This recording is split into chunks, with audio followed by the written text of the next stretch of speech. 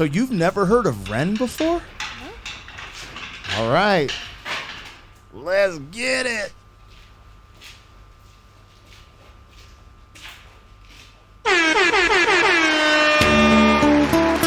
What is going down, world? Welcome to the 40-year-old FUQ Boyz podcast. I go by the name Black Pegasus, and I have two very special guests. We got Andy Rue, who is a reoccurring guest, and we have two little lovebirds. We have his girlfriend, Kelsey, in the building. How you doing? I'm doing all right. How are you? Good, good. Well, it's good to see you.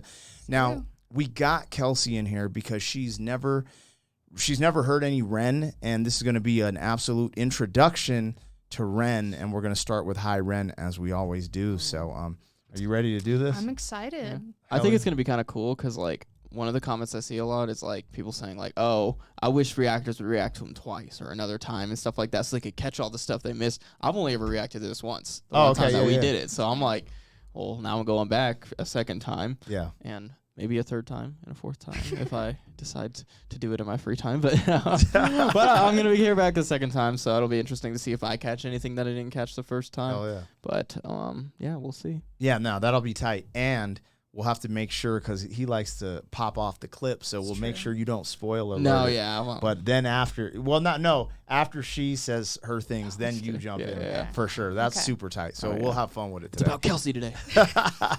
You guys, don't forget to like, share, and comment on all the content. But if you really rock with the vibe, subscribe to the channel. You know what it is. 40-year-old boys are back in town. Boys are back in town. 40-year-old boys are back in town. The boys are back in town. 40-year-old FUQ Boyz podcast. Malt liquor for your ears. 40. All right, you guys, you know what it is. Let me get this logo down and pull the video up. Make sure you're supporting the original content on the channel the same way you do these reactions. We got a bunch of original content in the form of music videos, because I'm a hip-hop artist. Me and Andy Rue are actually working on some live piano versions of performance pieces. So make sure you check out the original stuff. Also, interviews. We just got the legendary freestyle, the father of freestyle, MC Supernatural, in here. His interview will be dropping very soon. But when you support the original content, it allows us to produce more. Without further ado, let's get this Ren roller coaster started. You ready? I'm ready. Let's do it. All right, let's get it popping. I seen you looking at your watch. I'm like, no, I got a notification. I feel like the Apple Watch is an interesting thing because I feel like everyone thinks that I'm like being rude by looking at it, but no, I just get notifications on it, so I like just to look at it. All right, I was just making sure that you're good. No, I'm not being rude, I promise. I thought it might be like, dude, when can we get this over with, bro? I've reacted to Ren 18 times, bro. Jesus fuck. All right, let's get it popping. So, let's highlight this for you before we get started, because this is a key. So right here, as you see this, you'll see a little mic mic'd up, and he's mic'd in. So this is actually a performance piece. Oh, okay. So he had to perform this all the way through and get it in one take for us to get this. Now, I think it took him like 4 tries or something like that, but essentially what you're watching is a one take. So when you're watching everything go down, keep that in mind. Let me know what you're thinking of the performance, of the lyrics, and everything you see. All the damn things. Yeah. All right. Here we go, you guys. Whoops. That was premature. Let me just...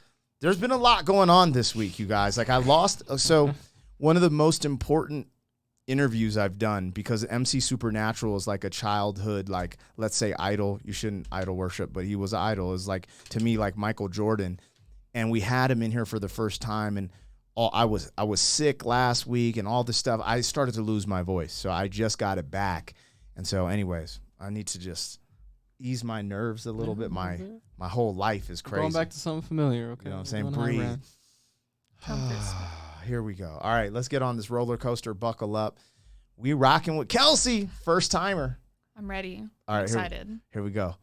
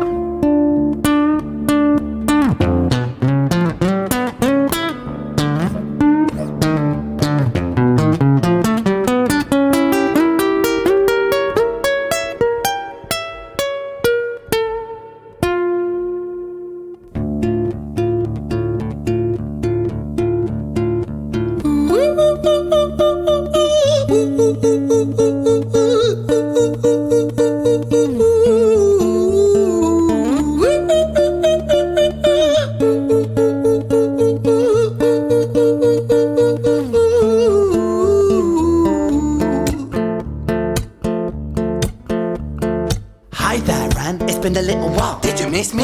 You thought you buried me, didn't you? Risky. Cause I always come back. Deep down you know that. Deep down you know I'm always in periphery. Ren, on your pleased to see me. It's been weeks since we spoke, bro. I know you need me. You're the sheep, I'm the shepherd. Not your place to lead me. Not your place to be biting off the hand that feeds me. Hi Ren, I've been taking some time to be distant. I've been taking some time to be still. I've been taking some time to be by myself since my therapist told me I'm ill. And I've been making some progress lately, and I've learned some new coping skills. So I haven't really needed you much, man. I think we need to just step back and chill. Ren, you sound more insane than I do. You think that those doctors are really there to guide you? Been through this a million times. Your civilian mind is so perfect at always being lied to. Okay, take another pill, boy. Drown yourself in the sound of white noise. Follow this 10-step program, rejoice. All your problems will be gone. Fucking dumb boy. Nah, mate, this time is different, man. Trust me. I feel like things might be falling in place. And my music's been kinda doing bits too. Like I actually might do something great. And when I'm gone, maybe I'll be remembered for doing something special with myself. That's why I don't think that we should talk, man. Cause when you're with me, it never seems to help. How are you feeling about this so far? Obviously it's about like mental health very clearly, but Okay. like personally I'm bipolar, so it's kind of cool to like see him essentially having a conversation within himself of like, you know, the sickness, whatever Okay. you want to call it, of like, you know, it's like a separation between you of like, I don't know, I'm not my mental illness, but like I also am at the same time Yeah. type thing. So like it's kind of cool to see like the duality of like him putting it out there, not just like in here, if that makes sense. Yeah, yeah. That's crazy. I didn't know you had bipolar. Yeah. So that's really interesting to go into this now knowing that. Because like I have conversations kind of like this with myself internally. Like this is how I talk to myself. Of Yeah. like, it's not two people in there. Like I'm very aware that it's just me. But like it's like I'm talking to myself of like, why do you do these things? Why do you act like that? And it's like, because you're dumb. Fuck you. Yeah. You know, because I hate you. Yeah. And it's like, I don't know. He said, I can't remember what he said, but he said something about like, well, when I'm gone, maybe I'll do something with myself. Like I'll have something to leave behind. Yeah. And like a lot of people with bipolar, like it's not an end thing. It's not an end game. I live like this for the rest of my life. It's not something that I can take a pill for and it's all cherry, you know? Yeah. I'm stuck like this. The pills will stop working eventually and I'll Yeah. have to take another one or I'll Yeah. have to switch to something else. Like it's never Yeah. an end game thing. Yeah. So like I don't know. That's very relatable in that sentence or whatever he said. I can't remember exactly. That's awesome. This is crazy. That's really cool that you shared that too, because a lot of the audience relates to this. I don't want to Yeah. spoil anything, but we'll just keep vibing. That's really cool that you shared that with us, and I'm enjoying this. That's tight. Yeah. Here we go, you guys. Hi Ren, and we're with Kelsey. Like, share, comment, subscribe. Here we go. Like I actually might do something great. And when I'm gone, maybe I'll be remembered for doing something special with myself. That's why I don't think that we should talk, man. Cause when you're with me, it never seems to help. You think that you can amputate me? I am you, you are me, you are I am we are one. Split in two, that makes one. So you see, you gotta kill you if you wanna kill me. I'm not leftover dinner, I'm not scraps on the side. Oh, your music is thriving, delusional guy. Where's your top 10 hit? Where's your interview with Oprah? Where are your Grammys, Ren? Nowhere. Yeah, but my music's not commercial like that. I never chase numbers, statistics or stats. I never write hooks for the radio, they never even play me, so why would I concern myself with that? But my music is really connecting, and the people who find it respect it. And for me that's enough, cause this life's been tough, so it gives me a purpose I can rest in. Man, you sound so pretentious. Ren, your music is so self-centered. No one wants to hear another song about how much you hate yourself. Trust me. You should be so lucky, having me inside you to guide you, remind you to manage expectations, provide you perspective. That thing you neglected, I get it. You wanna be a big deal, next Jimi Hendrix, forget it. Man, it's not like that. Man, it's just like that. I'm inside you, you twat. No, it's not, man, you're wrong. When I write, I belong. Let me break the fourth wall by acknowledging this song. Ren sits down, has a stroke of genius. He wants to write a song that was not done previous. A battle with his subconscious, Eminem did it. Played on guitar, Plan B did it. Man, you're not original, you criminal rip-off artist. The pinnacle of your success is stealing other people's material. Ren, mate, we've heard it all before. She sells seashells on the seashore. Fuck you, I don't need you, I don't need to hear this. Cause I'm fine by myself, I'm a genius. And I will be great, and I will make waves, and I'll shake up the whole world beneath us. That's right, speak your truth, your fucking God complex leaks out of you. It's refreshing to actually you say it instead of downplay it. Music is all about the creative process, and if people can find something to relate to within that, then that's just a bonus. Fuck you, I'ma fucking kill you, Ren. Well, fucking kill me then, let's fucking have you, Ren. I'ma do it, watch me prove it. Who are you to doubt my music? Cause I call the shots, I choose if you die. Yeah, I call the shots and so I choose who survives. I'll tie you up in knots when I lock you inside. Newsflash! I was created at the dawn of creation. I am temptation. I am the snake in Eden. I am the reason for treason, beheading all kings. I am sin, with no rhyme or reason. Son of the morning, Lucifer, Antichrist, father of lies. Mephistopheles, truth in a blender, deceitful pretender, the banished avenger, the righteous surrender. When standing in front of my solar eclipse, my name is stitched to your lips. So you see, I won't bow to the will of a mortal, feeble and normal. You wanna kill me? I'm eternal immortal. I live in every decision that catalyzes chaos, that causes division. I live inside death, the beginning of ends. I am you, you are me, I am you, Ren.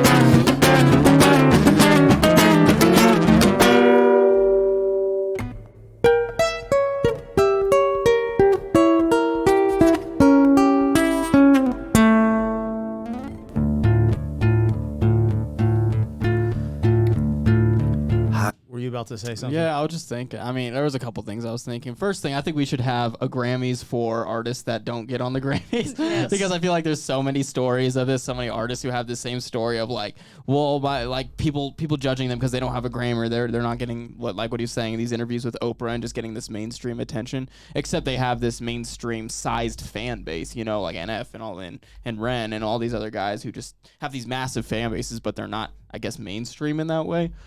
So I think that would be funny though if we had like a little like Grammys or like an award ceremony for all those artists who don't get that kind of recognition, because I mean it is real, like that this kind of stuff is never going to be played on the radio. Let's just be real. And that's not in a bad way. It's just not the sound that you want to hear or that you're gonna hear walking through like Kmart or something. Yeah, the mainstream. It's just, the bubblegum pop exactly. music. So it's just like in order to.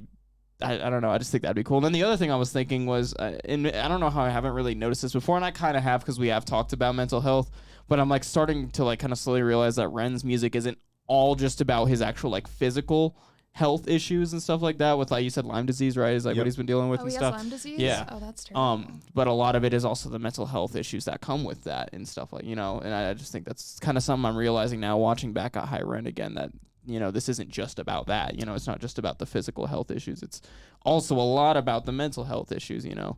Yeah. Yeah, there's a lot of things that overlay because, like, she was talking about, you know, being bipolar. And I feel like as an artist, like even myself, where I relate to this is like I feel bipolar. Like I'm just a normal dude.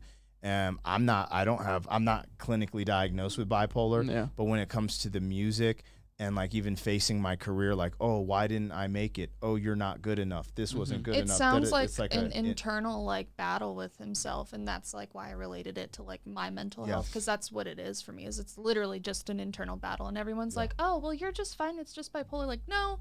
Yeah. Bipolar is a literal disability. Like I can't hold down jobs. I can't regulate my emotions. I have to go to therapy to be taught the most basic fucking things of like, breathe. Yeah. When you're upset, take a breath. You know, like the most basic things, and that's so silly, but like it's a lot more serious than it sounds, because like it's a day in day out thing, and it's like an active practice thing. But it sounds like a like internal battle he has with himself of like, well, you're not good enough, but I have the potential to be good enough, but I'm not going to be good enough because of A, B, C, D, E, F, G, you know, like all of these things. And I feel like that's relatable to like artists like you guys, because that's how pretty much every artist feels. I'm sure like even the people on top, like and fucking Ariana Grande, when she doesn't get a #1 single hit, she's like, damn, I'm shit. You know? Yeah, and that's what I was saying too. Like it's relatable for me in that way, but then trying to understand because like I was saying, like exactly what you're saying, my internal dialogue is not as severe as being clinically diagnosed with bipolar. But that's not to undermine your internal but it dialogue. gives me a little way to maybe peek through the window and understand it better and be like, oh, okay, and have that, you know, compassion because or what is it, empathy, because you're just like, oh, I get it, because, you know, like it's relatable in that sense where that it's just a glimpse into that window. I think there were I was like, well, real quick, I just like, I think it's also there's parts of this too that remind me of like, and I'm not going to get too deep into this because this can get real controversial real quick, but just how medical practice is in the world right now too. I think some of the things that he was saying that his other side of his mind was telling him, or, you know, this other entity thing, this other entity is telling him like, oh, just take another pill, just do this, you'll feel better. I feel like the medical, that happens in the medical field too. Doctors just tell people, people like him, just take more medicine, do more mental health stuff and stuff like that. the I answer didn't in know a that sense. he had Lyme disease, and that's like a horrible disease. That's an autoimmune disease you have to deal with, and like that makes a lot of sense on like another relation of like you could say it's his Lyme disease talking to him of like, I've been here since the dawn of time and you're not going to get rid of me, and there's nothing you can do, because Lyme disease isn't, you can be born with it, or it's something you can get. Yeah, from a tick bite. Typically. Yeah, and my friend, one of my close friends, she ended up getting Lyme disease, and it like destroyed her life. Yeah. Like she's already a small little thing. She's like 4'8", and she dropped down to like 50 pounds, like nearly died from it. Yeah. And that's another thing of like, when you have an autoimmune disease like that, with doctors, it's not about like taking care of it or trying to cure it. It's just maintaining your pain, maintaining where you're at. You're fine. You're not going to die. You're just in chronic pain all the time. Yeah. Excruciating pain. But it's cool. Just take this other pill. Yeah. Yeah, and to highlight this too, he was misdiagnosed at first with what was it, chronic fatigue syndrome. So like goodness. it even made it worse because it was, so but it's a gift and a curse, right? Because from that was birthed some of the stuff we're watching absolutely. today. So. And from like trials and tribulations comes like art. Yeah. All right, we're going to dive back into it. Here we go. Hi Ren, you guys.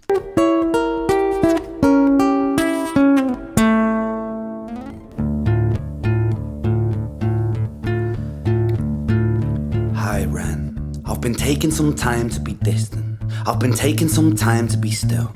I've been taking some time to be by myself, and I've spent half my life ill.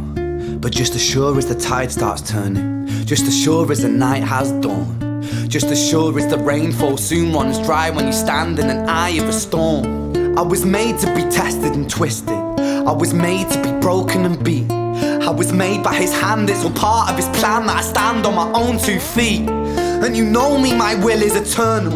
And you know me, you've met me before. Face to face with a beast, I will rise from the east and I'll settle on the ocean floor. And I go by many names also. Some people know me as hope.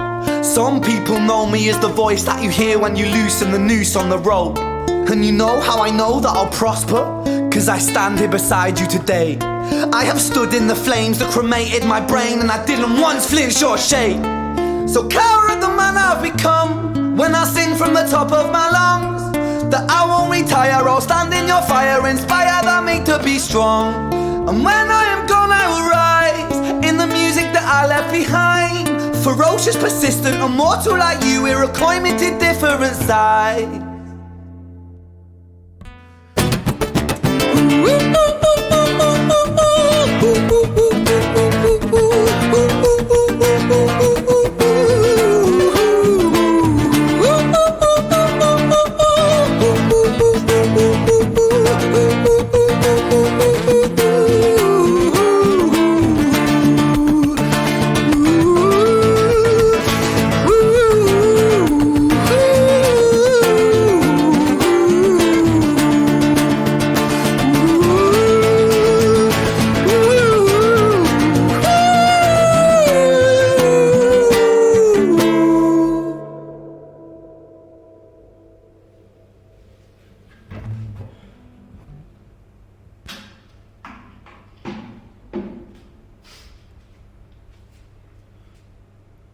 When I was 17 years old, I shouted out into an empty room, into a blank canvas, that I would defeat the forces of evil.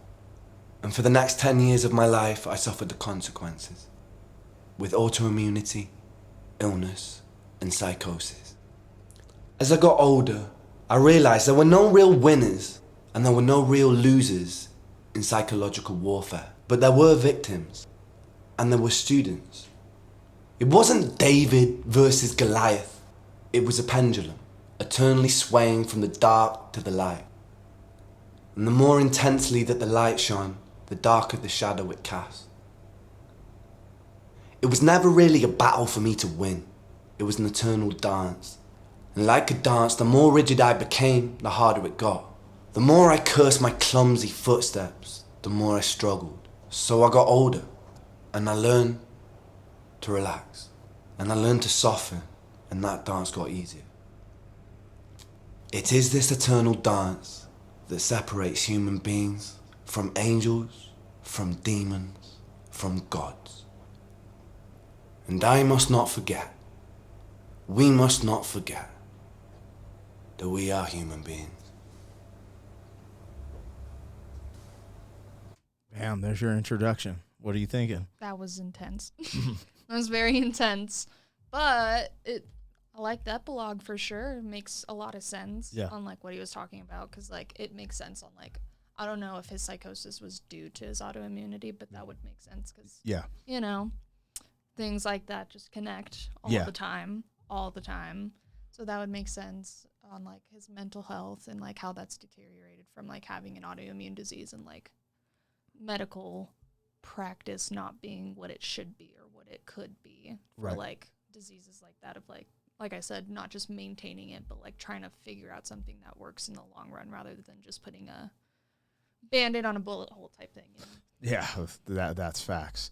I thought it was interesting watching this because, you know, I didn't know that you had bipolar. So it's kind of crazy because I felt like the connection that you were making to it, that's pretty prevalent.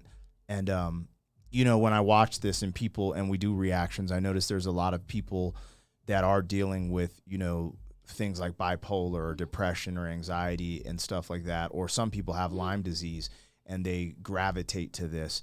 And so I just thought that was cool that you shared that and seeing some of the prevalence, because I felt like before we got to his end piece, you know, where because that end piece really brings everything together. But I felt like you started to talk about that when we were speaking, just from the nature of, you know, where these type of mental health issues go and stem from. So thought that was tight. What do you think your second time around, Andrew? I definitely caught a lot more. I think the first time around I was focusing a lot more on the musicality and stuff because there's so much to be said, obviously, about like, you know, what he's doing. Like, you know, last time we talked about the chord progressions and what he was doing very classically about, you know, with the piece and stuff. But yeah, definitely going back and listening to like just the lyrics this time I think was very interesting for me because I caught a lot of things I didn't before and stuff. I thought I kind of like thought about what he was saying about the pendulum kind of analogy with mental health and stuff, how it's not always a battle to win it. It's just, you know, you have your light times and your dark times, and the lighter times are going to bring darker times. And, you know, it's just, it is a pendulum. It's really difficult to deal with. And some people think that it is a winning battle, like, oh, there's going to be an end game kind of thing one day, but that's just not true sometimes, you know. It's just, you know, sometimes it's just something that you're going to have to live with and learn to deal with, you know. It's a dance. Mental health is like an uphill battle, but it's like, what's that mythological Greek mythology? Where Pegasus. No, maybe. I don't know. I'm just kidding. Dude Sorry. has to roll a boulder up up the hill. Oh my God. For all eternity. I know it's not Atlas holds the world. The dude who I don't know who the I'm name, but I know. about, Yeah, that's essentially how mental health is. Yeah. That's the perfect analogy. Is like you'll get it up there eventually. You'll be at the top of the hill, but the boulder's gonna roll back down eventually, and you're gonna have to do it all over again. Yeah, that's wild. That's a wild analogy to think. Yeah. I started thinking the dude rolling the boulder gets stronger too, Yeah. so maybe he can get it up there faster. And it gets a little but it's easier still- each time, and it He's you always know gonna have to you do it, breathe a little bit easier next time, and you know you learn to appreciate the up and down of like, you know, because I don't take medication personally. I'm not a medication person, so like I don't like the fake ones. I don't like the fake chemicals in my brain. Makes me feel weird, but I just have to learn to appreciate like, all right, I'm depressed. I'll be better eventually. It'll get better eventually. This is just a moment in time. I'll get back up that hill eventually, and then God damn it, I have to go back down it. You know, it's just learn to appreciate the journey, I guess. Yeah. Did you have any takeaway from the actual visual art from the video? How he kind of did it in just the room and stuff like that? Was there any takeaway from there? Or were you just more concentrated on the music and the lyrics and stuff like that? I mean, to be honest, the most I take away from like visually, obviously he's in a wheelchair, a hospital wheelchair and a hospital gown. So like he's alluding to like either mental health or physical health or health in general.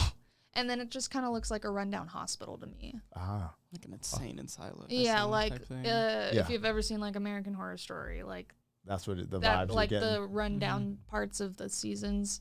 That's what it looks like to me. Okay. You know, it just looks run down. Like, I don't know, maybe to represent that like the healthcare system doesn't really give a shit about people. Hey. There could be many. Allegedly. Yo, one thing I noticed, he has clothes under that gown. He does. That's not a thing. That's not You only wear the gown when you're naked. You have to be butt-ass naked. Also, where are your Andrew, grippy socks? do you want him naked? Is that what you're saying? Yeah, you want to see Ren naked? I love Ren so much.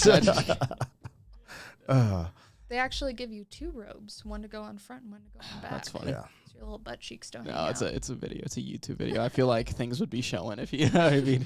I feel like it's not the most. I feel like we could have been more immersed with the actual grippy socks. Right. You know, Yeah, the green or yellow grippy socks. Trampoline. That's Yeah. tight. Well, I always love the conversations this one sparks. And, this being the introduction to Ren, I wanted to show you some layers. So I pulled up another joint. This one, now, Andy Rue has not seen this one either. No. Okay. So this is How to Be Me Live. And, this is more of like a ballad, I would say. So this is going to be fun. I'm going to play this one for you guys. And then I think we're going to ride off into the sunset with Diazepam. How do you say it? Diazepam, I think it's Diazepam. Okay. I said it right. Yes. All right, let's get it. So this is going to be Ren times Chinchilla. And, you guys let me know what you think of the song, the performance. This is fun. 1, 2, 3, 1. Oh, oh, oh, oh, oh, oh, oh. Santa when Christmas is around. What's that? I said Santa Claus when Christmas is around. Why? I'm just saying ho ho ho. That's what I'm saying. Oh, okay. I'm sorry. That's why I was laughing. It was stupid as. It's kind of funny because this is like a mad serious song too. I know. I was like, that's why I didn't want to say it. I was like, oh Andrew. god, but I have to explain why I'm laughing right now, or otherwise I'm just gonna look like an asshole. Terrible. You guys, Anyway, here we continue. go. All right, No, this no, is serious stuff. It's not okay. It's not like we were at a serious part and you were just like, like, so I get it now. But when you were saying Santa, I was like, is it because his jumpsuit is red? No, like, no, I was no. so You're, lost. like, trying to, I'm like, figure it what out are you now. talking about? I had to explain why I was laughing. All right. Hell yeah. Serious All right, here we go, time. you How guys. to Be Me, live. Yep. Ren and Chinchilla.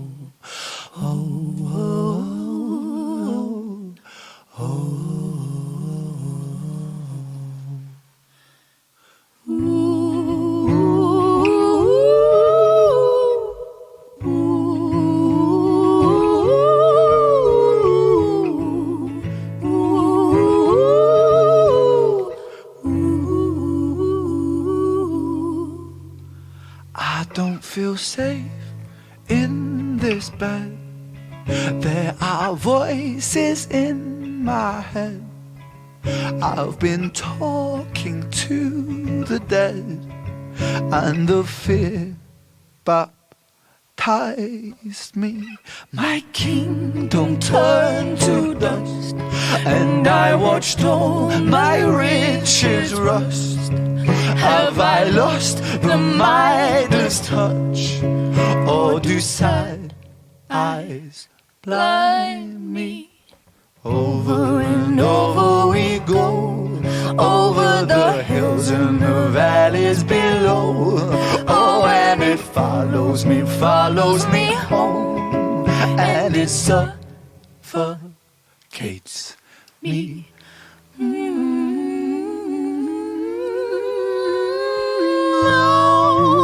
I can't breathe. I said, oh, I can't breathe. All I know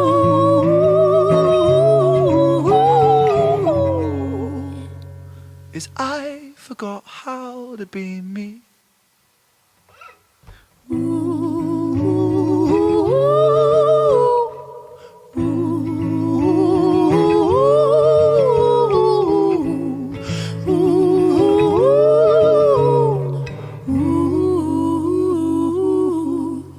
I don't feel safe in these halls. There are bruises on the walls. There are bodies in the floors, and they breathe so loudly. I wish I could move, get up and walk right out this tomb. Do our saviors die too soon? For my sins surround me. Over and over we go,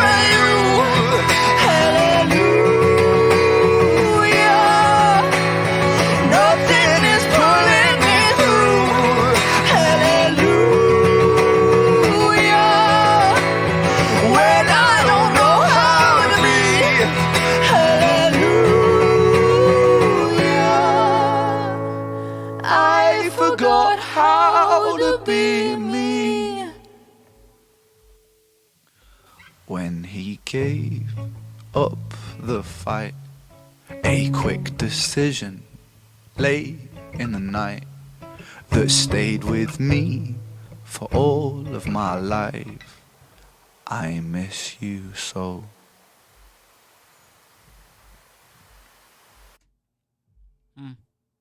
All right. That was really sad. It's very sad.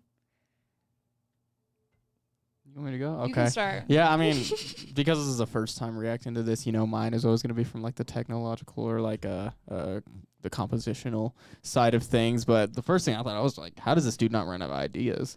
Like, it's not only like he's like making different styles of songs, but they're like fully like explored versions of these ideas. They're not just like I want to make a ballad. No, he's like doing this ballad with all the movements and stuff again that he usually does. And I think also one of the really cool things about him doing these and like these one take type things is it allows him to not be stuck to a metronome as much. So he's able to like make longer pauses, instead of like this is in 6/8. So instead of just, going 1, 2, 3, 4, 5, 6, 1, 2, 3, 4, 5, 6, 1, 2, 3. At the big parts, he'll go 1, 2, 3, 4, 5, 6, 1, 2, 3, 4, 5, 6. 1, 2, 3, and just kind of like go into it a little bit, add those extra moments of silence and stuff to add like weight to the piece, and I like that a lot. She did something really good. I mean, she did a great job too. I think Ren's just probably an amazing director. He's at expressing his ideas, and I think it just takes a lot of talent to be able to pull tracks like this off, just kind of like that. It's kind of crazy. Yeah. Oh, is it my turn now? Yeah. I don't know. That end part. I mean, like, at first I was like, is this about, like, an abusive relationship? Because they were talking about, like, I don't feel safe in this bed. I don't feel safe in these halls. There's bruises on the walls. There's bodies in the floor type thing of, like, all right, that's relatable. I've been there, like, I can't get out of here, but I have to stay here, but I don't want to be here type thing. But then he was that, like, I can't remember what he said at the end of, like, I miss you. He gave up the fight and I miss you so. That makes me think maybe it's not about, like, him particularly, and it might be about, like, someone unaliving themselves, potentially. Yeah. It was his best friend, Joe, and that's been a big key factor in some of his music as well. So you can kind of see that at the end, like the tears in his face. Yeah, and that's where I was like, all right, well, one, they're feeling this. They're feeling this. Like, both of them in the performance itself are, like, really intense.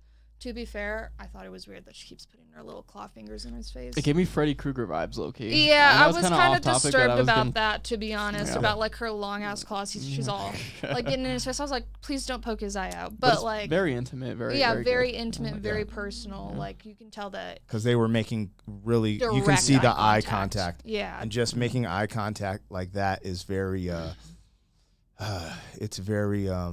passionate and like you said, intimate, super intimate. But I think it adds a level of discomfort too. I think that might actually work, like what you're saying, like being uncomfortable by these kind of visuals and stuff could add to it. About just kind of the whole theme of the song, and I like it a lot. But yeah, doesn't he have a song? Didn't he just drop a song about his friend too? Yeah, I was it was called For Joe. Okay, that's why I sounded familiar. So when you said that. When did he drop this? This is a little bit older. Actually, we can see when it was uploaded.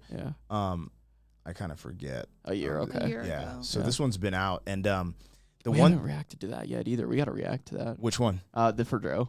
Oh yeah, because he's playing the piano, and you're a pianist. Oh, there you go. I don't think I've seen him just play piano before. Nice. And singing. That's where I kind of got the idea for us to do some of my songs with you playing the piano and the hook, and then. But that being said, that one might be interesting now that I know that this is a year old, because I think when people write songs right after the death of somebody close to them, it's way different than if they let it marinate for a little bit after like Grief a year or two. Process. Just like not to keep bringing him up, but just like NF when he first dropped How Could You Leave Us, versus like Mama, 4 or 5 years after that fact, like it's completely different sides of the story. And I think that's kind of it takes time to process, heal.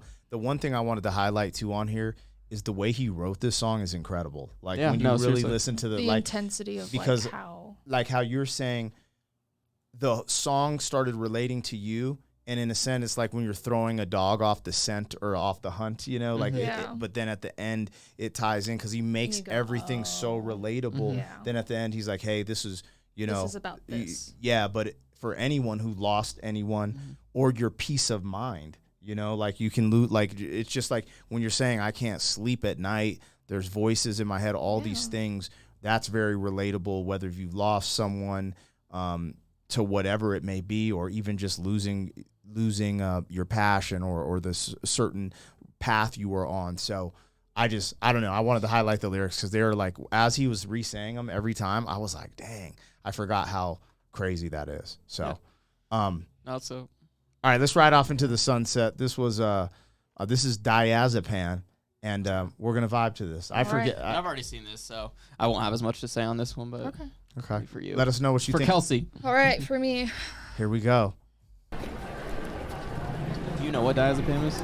it's antipsychotic, I think. You're ahead further than we were when we reacted to this. Yeah. We had no idea I what was on diazepam was. diazepam at one point. It Oh, was were you? not fun. Oh, okay. See, this I is was seeing things. There were people that my were gosh. not there. I was like actively there were voices hallucinating. in your head. Yeah, I was like actively hallucinating people. Yeah. Like if that door was open, I'd see someone like peek around. the Really? corner. That's crazy. And like it, not even like out of the corner of my eye. You know, like you get little shadows and like movements in the Yeah. corner of your eye. That's normal. But like, nah, I'd see someone. I'd be like, what the fuck? We might get a different view of this one today. Yeah. All right, let's see what you think of this Alrighty, one. I'm and ready. This is gonna be the last one for us today. You guys, make sure you like, share, comment. Big shout out to Kelsey for coming through, and then Andy Rue, man, he's just whatever. Like he's just here. You know what I'm saying? I'm here. You guys know me. Good old things. Oh,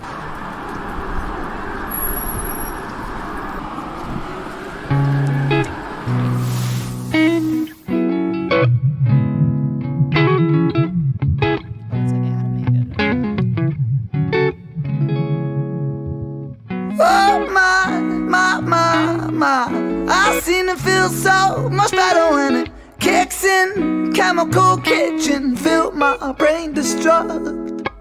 Oh, diazepam me. Turn the volume down on my demons and he give me relief just for a second and he make it all so numb.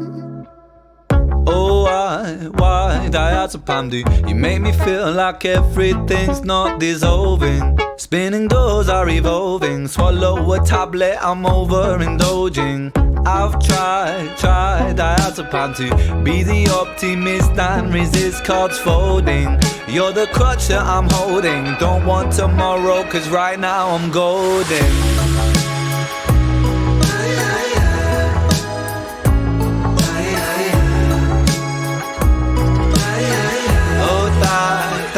Diazepam.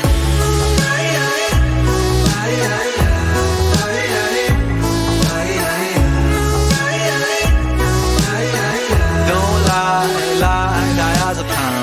Oh my, when you leave, why can't I breathe like you've stolen my very essence, my coding? Went for a swim and then drowned in your ocean.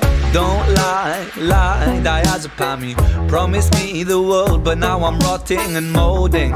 In my face it feels swollen. Anesthetic, I block that emotion.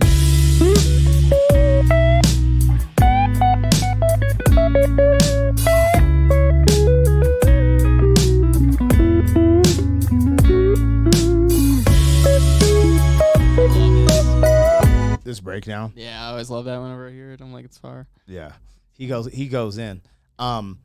Since I paused it, what are you thinking about it so far? I mean, what he's describing is not far off. Valium is not a fun drug. I mean, Valium's a downer. Yeah. I don't know if you've ever taken Valium. No, I haven't. It's not fun. It's just like a downer. It just makes you want to, you know? Yeah. So having to like live your daily life and like not be like that and be up and be present Yeah. and be a person is really hard. And it's like, it takes you out of like your own headspace. And the visuals, I can't remember which part it was in, but one of the visuals was like very accurate to like the feeling of that, because it's like you're walking around and you're there. Yeah. I'm here, but it's not like I'm here. It's like a delayed reaction almost, if that makes sense. It's interesting because what you said at the beginning of this video, as I was listening to this, I was listening to it with new ears, and how how he's talking about being numb.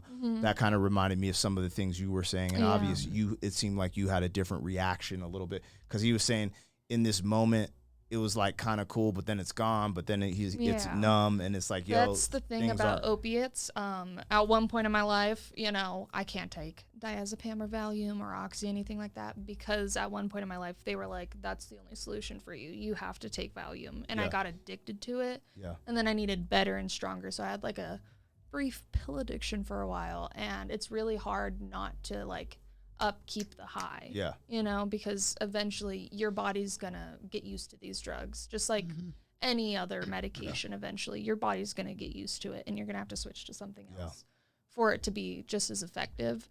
But that's the thing about opiates, is it's an addiction at that point. You can't just get something else or do something different. You want the same feeling, but with a bigger effect, bigger outcome, better outcome. So it's like chasing a high constantly, essentially. It's interesting you said that, because that is what I'm hearing in this track a little bit more of, for sure. All right, we'll ride off into the sunset. I got about a minute left, and we'll keep it moving. Yeah,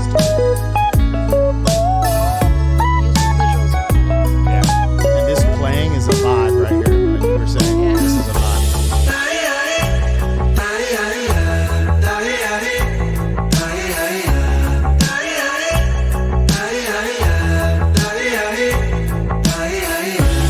Anesthetic dreaming, I'm carried away. Anesthetic bleeding, a place for the pain. Self-destructive healing is one and the same. Oh, diazepam. Anesthetic dreaming, I'm carried away. Anesthetic bleeding, a place for the pain. Self-destructive healing is one and the same. Don't lie, diazepam.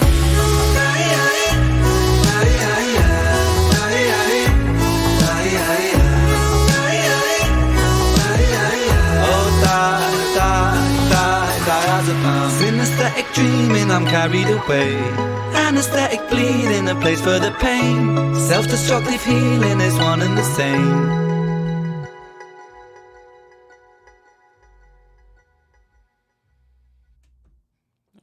There we have it. Right. Diazepam. It's interesting how that song sounds really big. So for what it's about, I was like, it kind of sounds like a hit, though. Yeah. Like, Yeah, you know what I mean? was thinking like it sounds that. like a radio joint. Yeah, I was thinking that this could be like on the radio. This could be like in fucking H&M or something, and I wouldn't think twice about it. Yeah, that's crazy. Yeah. You know, if you had anything else to add on, I thought what you were saying right before we ended it was kind of crazy, because it kind of brought a lot of things together from what he was saying, that your personal experience that I was like hearing in the track. But if you wanted to add anything else on, let me know. But I felt like you did say a lot there that was like very very connective, and I think people who are dealing with those type of things who watch these will be able to relate and tap it in the comments and be like, yeah, this is exactly how I felt, or whatever. I would have to look at the lyrics, to be honest, because I was like closing my eyes trying to listen, but I don't know if like towards the end when like he does the hook of the diazepam, he started repeating diazepam. Yeah. And I was like, are you saying that you're gonna die because? Yeah. Are you saying that because, you know, if you continue to take opiates? Maybe he wants diazepam to die. I didn't even notice that. That's actually interesting. To diazepam. Wow, when I heard it, I think there's two plays on it, like what you just said, but also like, no, I don't need it.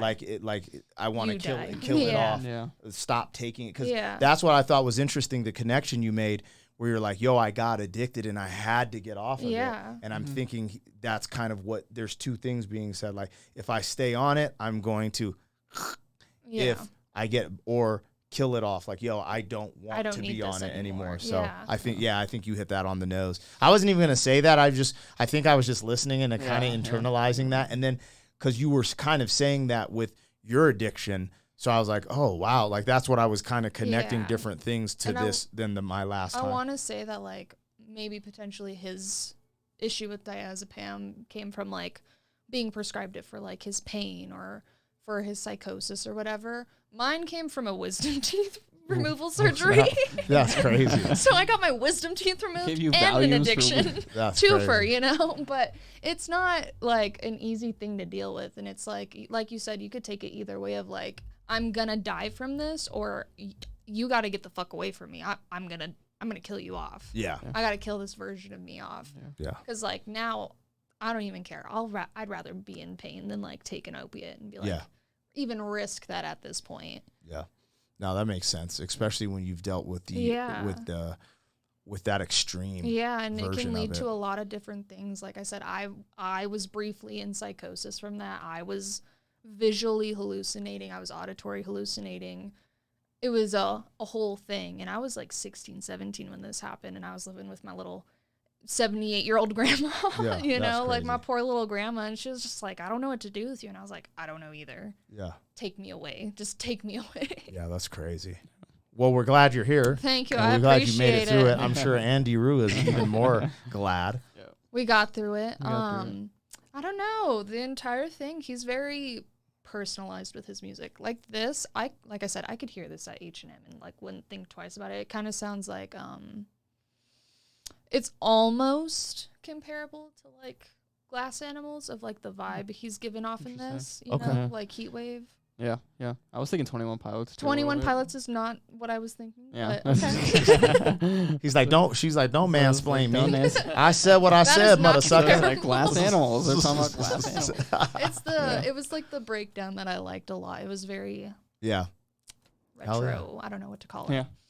Tight. It was cute. But he's very personal with all his stuff. And I like that because when you have like an artist who's very like, hey, I'm fucking sick. Yeah. I'm sick. And you're like, oh, me too. It's really nice to have like, oh, it's not just me. Yeah. This man's in psychosis right now and he's talking about it. It's like Yeah. Kanye West. People who like have bipolar are like, Kanye's the shit. Because like Kanye's so open about being like sick. Yeah. Yeah. Exactly. He's just not well. And Yeah. he's just like, and I'm not going to be well, and you can't make me, you know? Right, right. He's just is who he is. And I think that's really cool to have like someone to be able to relate to on like, not just a deeper level of like, oh, you've been through the same thing, but he's like, hey, this is what happened. Yeah. Let me tell you everything. Yeah, no, that's really true, and I think that's why a lot of people gravitate to it. And then with these reactions, because a lot of times the reactions like, "Yo, this is crazy," Yeah. da da da. But a lot of times these are more of a conversation piece Yeah. and getting into in depth, and that's what I really enjoy about it as well. He has So definitely like what's the word? A conversation behind every single one of his songs for sure. yeah, hell yeah. Well, Kelsey, thanks for joining us Thank today. you. Thank you for having me. Yeah, when we release this, we'll see what the people think of you. I'm here. You know what I'm saying? Tap in the comments in the here. chat. W or L, Kelsey. What's going on? No. Please. Shout out to Andy Rue. You know, yeah. me and him are always in here getting some stuff going, and we're working on some new music too. So anything you wanted to say before we ride off into the That's about sunset? it. I feel plug yourself. Instagram. My all that. Instagram is scum, SCVUM. Don't forget the V in the middle. It's silent. That's it. I That's only it. have Instagram. I actually only have Instagram. There you go. There you That's guys go. And I'll try to put her Instagram, if I remember, in the description of this video. Okay, you guys? Yeah, they're gonna get extra mad if you I don't. know, They're like, yeah. oh, she's a pretty girl. You better. SCVUM. SCVUM. Skivum. Skivisms. Whatever you want it to be. visms is silent, you guys. It looks cool. Yeah. That's Yeah. all that matters. Visually, it edgy. looks cool. Yeah. If you can pronounce it, that's on you. Oh, yeah. All right, you guys, don't forget to like, share, and comment on all the content. If you rock with the vibe, subscribe to the channel. We're riding off into the sunset. 40. Thank you for being some man. 40 years down the road, back again. FUQ, boy.